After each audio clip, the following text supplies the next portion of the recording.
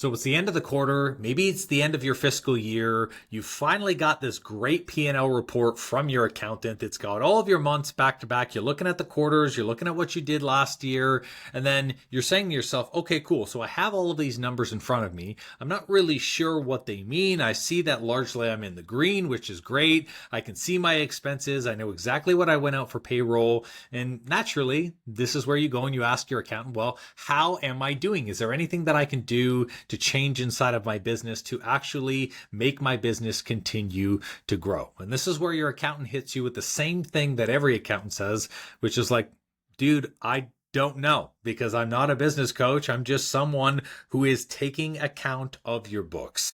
I can help you set a marketing budget. I can maybe tell you where you can save on some software or some of your expenses. I can also help you set aside budgets for things like ongoing social media management or maybe bring on a VA. But ultimately, I don't know what it's going to take to be able to grow your business. And that's why this episode exists. Guys, welcome back to the channel. Coach Andrew here from C2C Systems. And in this episode, I'm going to be talking about the 5 financial red flags that might be an indicator that your business is at a stall and it isn't scalable yet. Now, I want to say, in being a practitioner for 8 years and running multiple companies, the back end of your business is very different than the front end. And the numbers that appear in your P&Ls that you're getting in these quarterly statements, they actually can really tell you where you're struggling in your business, but you actually have to know what the numbers mean. And the reason why I'm doing this episode today is because I've talked to 2 separate accounting firms. These guys specialize in working with clinicians and practitioners on their books. They specialize in financial planning and how to be able to build family trust. So these are very high level accountants that work with practitioners who are making very, very decent money. And all of them had the same question for me. They're like, hey, as a business coach, what are the things that I should be looking for my clients to be an indicator to them that hey, you might need some help to be able to build your business? And this is where it's really important. And before I go into the 5 financial red flags, I really want to showcase the importance of working with the right professionals and understanding the limitations of those professionals. Every health pro has a bookkeeper. Every health pro has an accountant. You might hire someone for marketing. You might have an HR person depending on the size of your team. All these are great, but they have limitations as to what they can teach you, what they can tell you, the recommendations that they can make. And so it's really important for you to understand the limitations of each professional. When I go to my bookkeeper, I know that my bookkeeper's sole responsibility is to manage all of the books, make sure that all of my expenses are kept tallied, know how much I'm giving out in tax, make sure that my payroll goes out on time, and that's it. Maybe they can have a couple of conversations for CRA if there's any checks that aren't going out or for some reason they say that I owe them more tax. That's pretty much it. A bookkeeper's sole responsibility is to just take account of everything. And I know that kind of sounds like accounting, hey, isn't that what an accountant is supposed to do? Sort of. An accountant actually takes the thing to the next level where they're going to go and create a P&L statement. They're going to go and showcase to you maybe some financial forecasting to help show you in the future, hey, this is what your business is going to trend. If you do this for the next 3 quarters, if you do this for the next year, year and a half, they can help you set budgets. They can let you know how much you have available to hire on staff or team members, and they can also help you budget certain things and tax strategy and tax plan around your life so you're paying a minimal amount of tax, but you're still floating everything above board and everything is good. The limitations there is they're not business coaches. Sure, they're running their own businesses. They can tell you things to look for. And it's very easy to see when someone is overspending or when someone has a very large team, but they're not making a lot of money. These things are very simple things that really common sense can tell you to fix. But here's where the limitation starts for all of these professionals. The limitation is they don't know your business. They don't know how to run a practice. They don't know what's normal in terms of client churn. They don't know what is sustainable in terms of the size of your team. They also don't know really how long you should be marketing things for. And they can't tell you if it's normal for you to have one very big high month and then a bunch of low months coming down, because they don't run a practice full time. This is where their expertise stops, the limitation begins, and where things like mentors and coaches like myself are very important, who have actually like run practices before and know what to look for. So in having these conversations with these two accountants, they were asking me questions like, what should we be looking for our clients? So as these clients start to experience challenges financially, as we're getting their numbers month to month, we can actually make a recommendation to work with a professional like you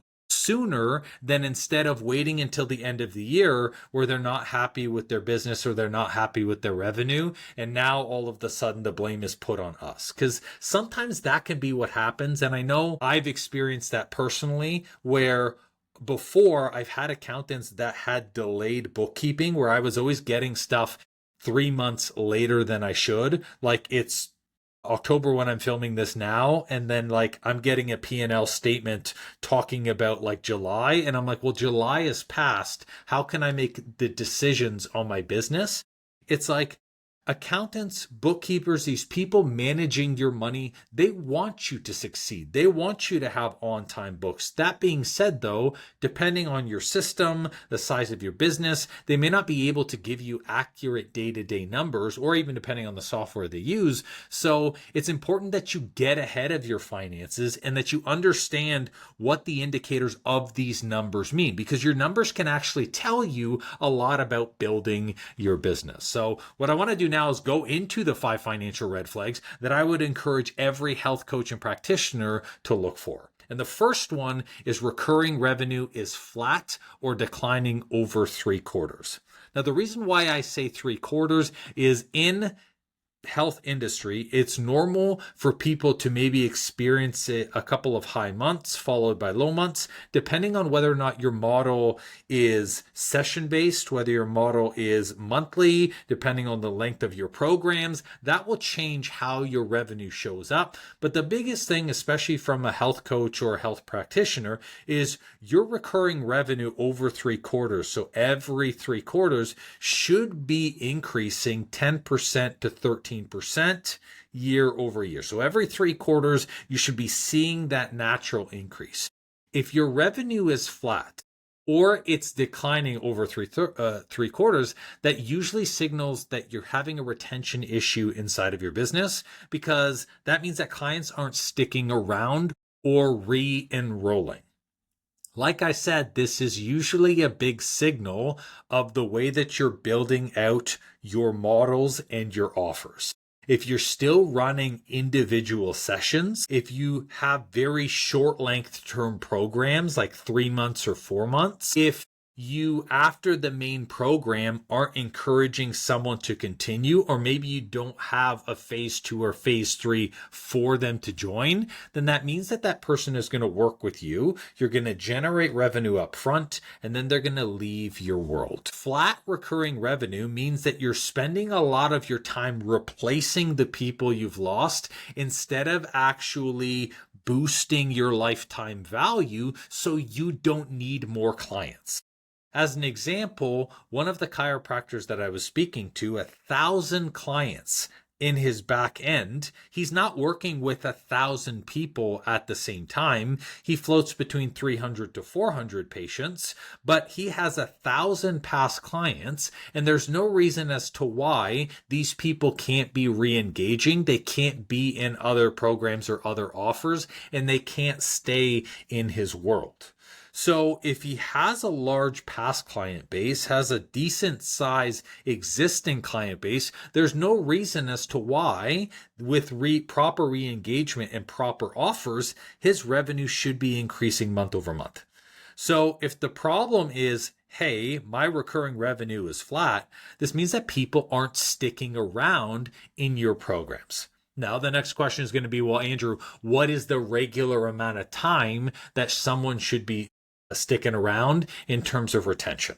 The average amount of time that someone should be in your world is anywhere from 8 months to a year and a half. And this isn't about like creating and generating problems. You're not like, I'm going to break your legs so you can stay longer. It's really about saying, can I help them with the pre-care so that way they can get ready into like adjustments or a certain protocol? Can I help them with the main protocol that they're going to see me for? Is there an accountability protocol that I can put on the end? And I've covered this a few times on the podcast talking about the before and after of a client journey. And you need to understand the client journey in order for you to be able to fit in different offers. If you don't have different offers available and all you have is just individual treatments or a small flagship program, then yeah, you're not really going to have anything that's going to be desirable to keep them on, or you won't have anything to upsell to. And this is where it just becomes this constant cycle of replacing people who are leaving.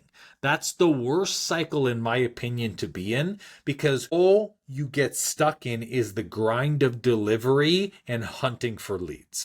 And this is where your revenue is a direct result of that. Month over month, you're hustling, you're grinding, you're filling spots, people are finishing up, they're leaving your world, you replace those spots, and then you look month to month, quarter to quarter, and it's the same. If you're going to spend that time, if you're going to spend that energy, then it's probably best that you start to look at ways to increase the lifetime value of your clients so you don't need more clients. Because if you have 85% of people sticking around month over month, over the span of one quarter, not just 3 quarters, you're going to see a steady increase of recurring revenue until you hit capacity in your clinic. Or if you have online programs, you're not going to hit capacity. It's just going to steadily grow on and on. Now, this leads me to the second financial indicator, which is like, hey, you're making good revenue, but all of a sudden you notice that the largest form of your revenue is one-on-one. The reason why I say that this is going to get you to a natural cap is because you are going to get to a point with one-on-one where you become booked solid, and then that becomes a business model problem. Now, I will say one-on-one doesn't have to disappear. You don't have to remove one-on-one and stop taking clients one-on-one. What's important is for you to have other offers or other opportunities for them to be able to still get support with you if your one-on-one time is already filled. Now, most of the practitioners that I work with, they get to a space where they're like, hey, I'm cool with about 20 to 25% of my time working one-on-one with people. But now I want to start spending time being the CEO of my business. So this either means bringing on other practitioners or professionals to take away that one-on-one time or maybe open up more one-on-one spots for them. This means maybe filling existing teammates' schedules instead of filling your own. Or it means offering group models or hybrid models where one-on-one becomes not the main service. So having this as your main income becomes the challenge because it's heavily reliant upon you. So you'll get to this space where when you become time capped, your revenue will become capped. Now, I will say that doesn't mean that you have to automatically remove one-on-one. You can't be doing one-on-one anymore. No, you can totally be doing one-on-one. That being said, once you get full, there does have to be something else, group offers or digital programs, that will allow you to continue to scale without you trading time for money.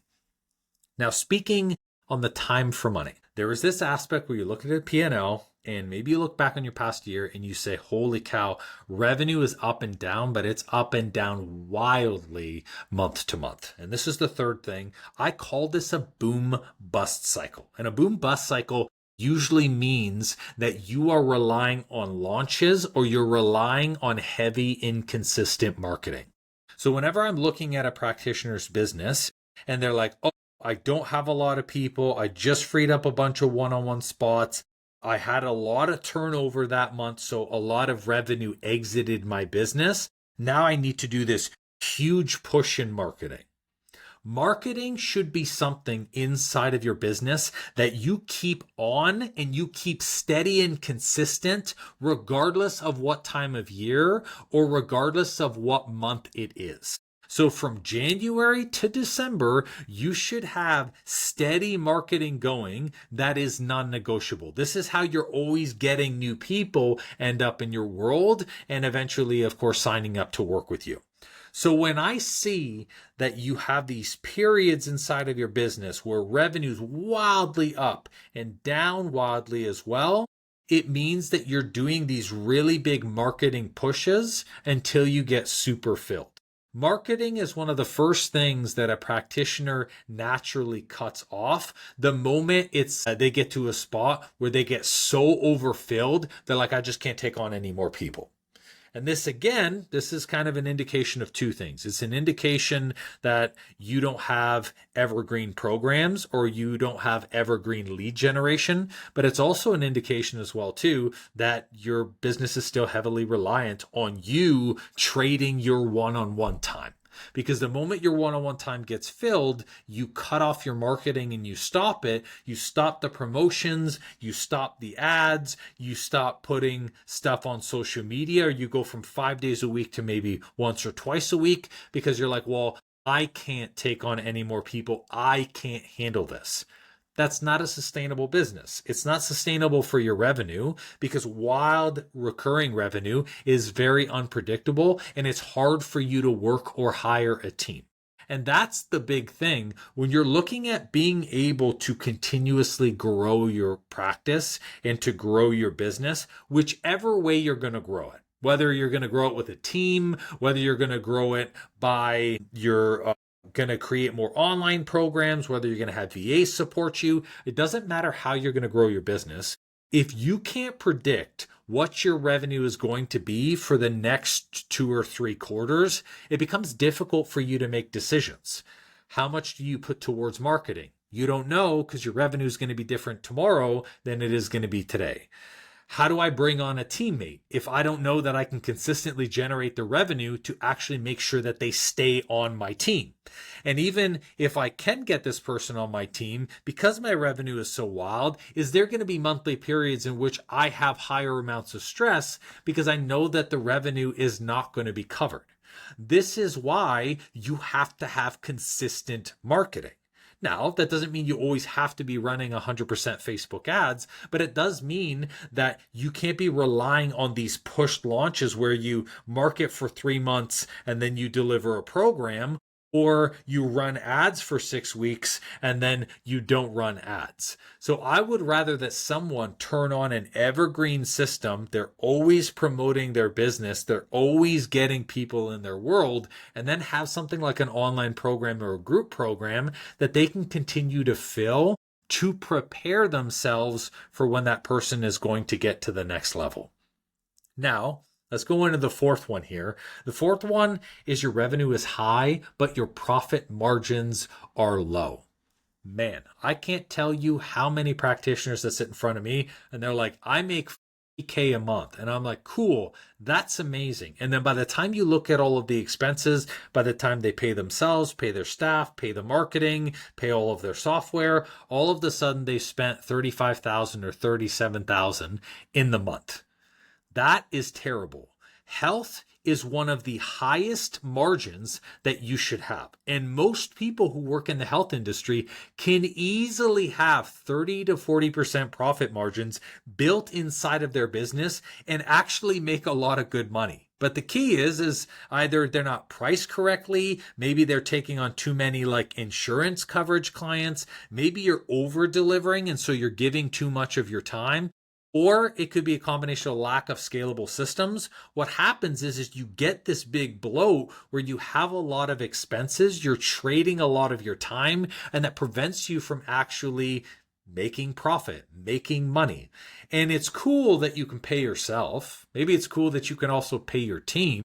It's even cooler when at the end of the year, you can start issuing yourself dividend checks and you can start having bonuses to either scale your facility, buy another practice, do something else with that money. I don't know, buy a boat. I'm not a boat guy, but like buy a boat, whatever you want to do. So when I'm looking and I'm seeing high revenue like that, 30K a month, 40K a month, 50K a month, but you don't have a 30% profit margin and your profit margins are like 6%, 8%, like I'm seeing with most practitioners, there could be a lot of things that are going on. For most of the pros that I come across, the issue is actually underpricing. For some reason, because you want to keep yourself as cheap as possible because you feel like that's going to get you more clients, or maybe you've been in the industry for like 4 years now and you haven't changed your price in those 4 years, and you kind of feel weird about just all of a sudden going to your clients and be like, hey, I cost more. The reality is like you got to get that out of your head. I increase my prices every single year. So does my wife and her business. And the reason why is because your knowledge increases, your experience increases, the amount of your time that you possess to take on more clients decreases, and your expenses increase. The software gets more expensive. Your rent gets more expensive. The access to you naturally has to increase as a part of that. So usually when I see that someone's revenue is high, but they're not making a lot of profit, they could stand to increase their price a little bit so they can pad that margin a little better. Now, the second piece of this is the too many insurance coverage clients. I can't tell you, insurance to me, I never accepted insurance because I have this mindset that when a lot of people don't pay out of pocket directly, if insurance is being billed first, in my experience, those clients weren't really serious. They didn't have a high retention rate. I always had to remind them of the things that they had to do, and they weren't really self-led because there wasn't a cost coming to them. On top of that, for the majority of the practitioners I'm coming across, sometimes by the time they fill out the insurance paperwork and the payout, it's delayed. It could be a 60 to 90 day bill out, in which case you've already provided the service, you've already traded the time, but now you've got to float the cost until insurance goes and pays you. That's kind of ridiculous.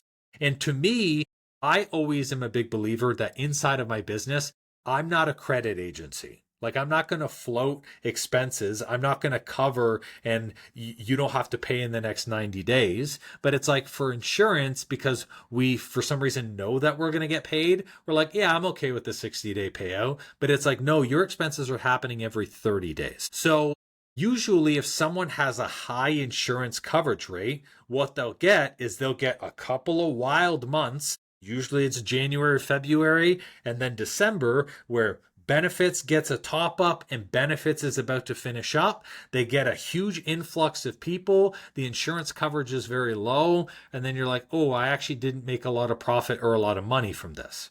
Now, that doesn't mean you have to stop taking insurance coverage clients. No, I think it's great that people can do that. And some of you professionals have the ability to do that. I think that's awesome. What I do think, though, which will really help in this area, is to actually have the client pay first, so that way you're getting the money up front and immediately, to charge the value that you're actually worth, and then they can go and take this to their own insurance coverage and they can get the money back on their end. It's less paperwork for you, you save more time with an admin, you get your money up front, and you can actually charge what you're worth. Now there's the fifth one here, which is expenses are climbing, but your revenue isn't. A lot of times when a practitioner gets into a space where they hit the capacity of their time, they don't have a lot of time left, they're not sure what the strategy should be. So now they start investing in random things, random tools to try and maybe save time on their admin.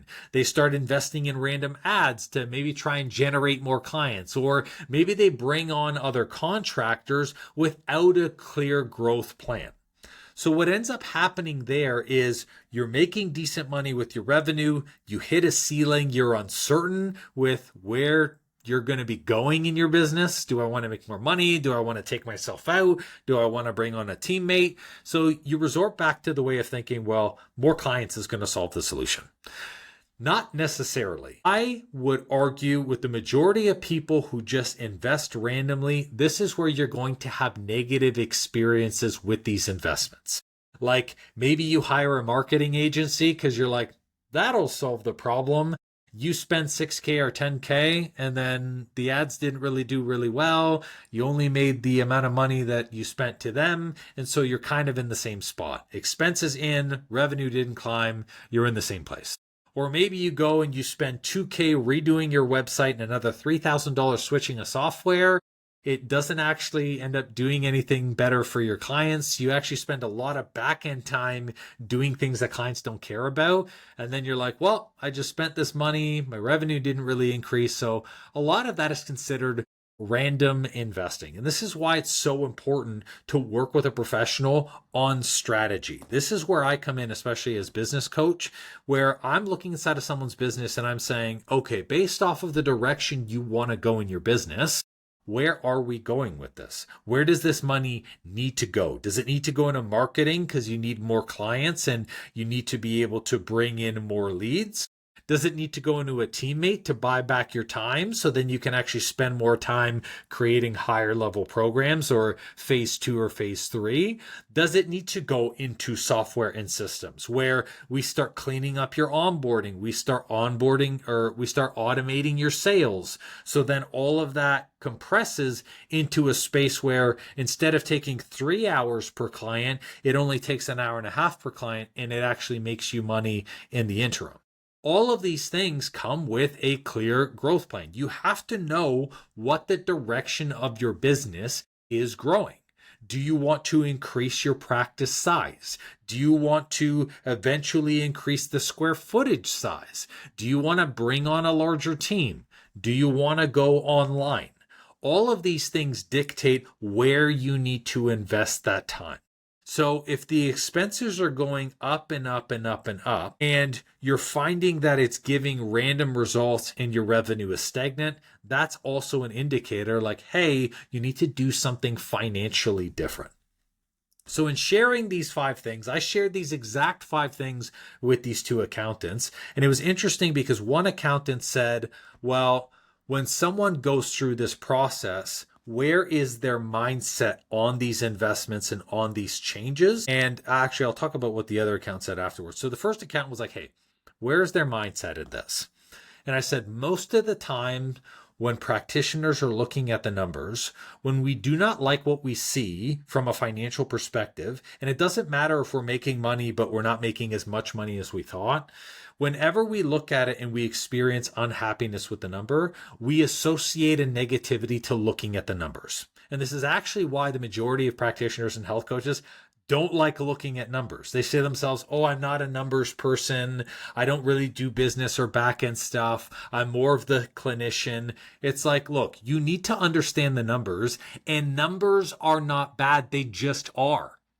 It's not negative looking at your expenses and looking at your income and saying, I'm not really a fan of them. I'd like more income. You actually need that in order to do proper strategic planning. You can't avoid the numbers. You can't pretend they don't exist. It's like, no, you're going to see them at some point, whether it's at the end of the year, whether it's looking into your bank account, being shocked at the number that exists there, or whether it's being proactive and looking at the numbers front hand. I will say the majority of clinicians do not like looking at the numbers because they associate whatever they see with negative. I'm not doing enough. My business is not thriving like I thought it would. People are not finding my service valuable. These are all of the things that I used to think when I would see numbers that were negative. But the numbers actually don't have anything to do with you. They simply have to do with your business's systems. Like I said, if recurring revenue hasn't gone up in a while, what's my client LTV? If I'm having wild recurring month where it's high month, low month, stagnant month, another high month. Okay, cool. How is my marketing looking? All of these things are just indicators. So I always recommend that when people are looking at the numbers, don't attach anything to it. Even if you are doing well, don't attach a super excitement. Don't attach a negativity. See the numbers as just a tool for you to make business decisions and make them in a spot where you can start to work on them and change them. Okay. Now I'm going to share with you what the second accountant said. So when the second accountant was talking to me, he was very silent. And then after I shared with him all of these 5 areas in which he can take a look at, he said, hey, as I look to all of these things and I'm seeing some very obvious areas that they could be looking at, why do you think that most of these practitioners go straight into action and just start making random changes? That to me was kind of a big eye opener, because obviously not being someone who is in the day-to-day finances, relying on an accountant who is seeing 100% of these people's numbers, having him say, why do you think they're just taking random shots at things, was a big question for me. And it actually, I had to get back to him with that answer because I was like, well, I'm not sure if I know. And I had to reflect on my own journey as well as ask a couple of our clients, like, why is that? Why are the random shots the thing that post practitioners go to? And the answer that was reflected to me from our clients, as well as reflected from my own experience, was that most practitioners are not business people. When we go into the industries, when we're taught through our colleges and we go through the courses for our certifications, we are taught how to deliver a health coaching service very well. We are taught how to be the best practitioners that we can be. We're taught the best modalities. We're taught any exceptions to the modalities. We're taught how to explain the modalities in a way where people get it and they really understand at a human level. And that makes you a great coach. It makes you a good practitioner. But no college, no university degree, no certification ever thinks about teaching you the business. For some reason, most people think of the business part as an afterthought. Like, how am I going to fill my practice? How am I actually going to market this thing? Where do I go to actually buy a great lease? How do I know what a great lease is? And a lot of the practitioners end up having to figure out the business portion on their own.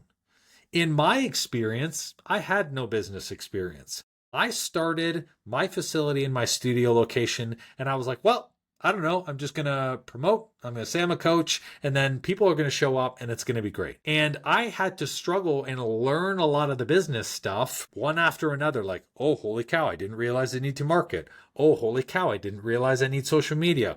Oh, holy cow, now I have teams and expenses and HR and payroll. I didn't know any of that stuff. So I think the reason why most of these pros, and maybe this is you, maybe you're taking random action in your business, is simply because you don't really know what action you need to take inside of your business. All you know is you need to take action on something. And I will say, I applaud every practitioner whenever they just take action on something, because it's better for you to do and find out and adjust than it is for you to do nothing. But that's the response that I gave back to this accountant. I said, look, these practitioners are not business people. We were not taught business, but we are self-led human beings who knows that when we need support, we reach out to a coach and we get it. Or if we're in this space where maybe that doesn't make sense right now, we take action on our own because we want to move on something. We're not just going to let our business sit for 2 months or 6 months and then make a decision to take an action. We're going to take multiple actions. That's why it looks random. That's why often it's messy. That's why usually back-end systems end up being add-ons to add-ons to add-ons, where it's like duct tape and shoestring and it's all clunky. It's simply because you're just trying to make it work. And I get that. And I think there is a huge level of praise that you have to give yourself as a professional, not having a business degree and still opening a practice, knowing that it's largely about business. At some point, though, you do have to fully ask yourself and come to terms with whether or not you want to be the business owner or you want to be a practitioner. Because I will say this, you can't be both. You really can't. Not effectively. Can you temporarily hold both roles until you make the decision to be one or the other? Yes, 100%. I did it. You're probably doing it right now. That's very simple. But of all the practitioners and health pros I work with, they make a decision as to, hey, I'm the CEO, or I'm going to be a practitioner and I'm going to build a team around me so I can just do the practitioner role while they do the business stuff. You have to decide which camp you're in. Are you the one building the business, or are you the one who's going to be delivering the practice, in which case you need a team to help you build the business? A lot of that comes down to clarity of the lifestyle that you want to live. It's really great to be able to look to know and understand these financial lessons. But at the end of the day, you also have to sit down as well and say, well, what is the style of life that I want to live? How do I envision me building this business? Because that's largely going to affect the decisions that you're making. And I can assure you, not just from a financial perspective, but from an action perspective, all of the decisions seem random because 50% of those decisions come from a practitioner's mindset. This is what I should be doing to stay as a practitioner. And the other 50% come from a CEO's mindset. This is what I should be doing to transition away from being a practitioner. So I would encourage you guys listening to this episode to go through all 5 of these areas inside of your books. Look at your books if you haven't looked at them in a while. Sit down with your accountant, do some strategic planning, and make a decision. Do I want to be the practitioner? Do I want to be the CEO? That will allow you to clear up some of these decisions on whether or not you need to increase LTV, whether or not you need to put consistent marketing, whether or not you need to hire a team. And remember, if you're struggling with these things and you're not sure what direction your business should go in, this is where a coach and a mentor is super crucial and important. This is where I step in and I help you as kind of like your CFO, the person beside you helping you make that transition where you and I are diving deep into your business and we're working on the business together. It's about giving you clarity. It's about making sure you have the right team, the right resources, the right finances in play to make sure that we can make your vision succeed. And it's about taking back your time. The more time you have to be able to work on your business instead of in your business, the greater clarity you're going to have on your goals and the easier it's going to be for you to make these financial decisions. Coach to Coach is accepting applicants. We have 4 applications available and spots available for October. You can, of course, go into the show notes or go to growmycoaching.com for more info there. But I would encourage you guys to start with the finances first. You got to know your numbers. You have to look at these 5 areas. And what I would love for you guys to do as well too, because I haven't asked this a while inside of a YouTube episode, drop in the comments which financial area is maybe what you're experiencing. Is it number 1, number 2, number 3, number 4, number 5? Whichever one it is, maybe there's multiple, drop in. I'm curious to see where you guys are at, but otherwise that is all for this episode. Thanks for listening, and we will see you on the next one.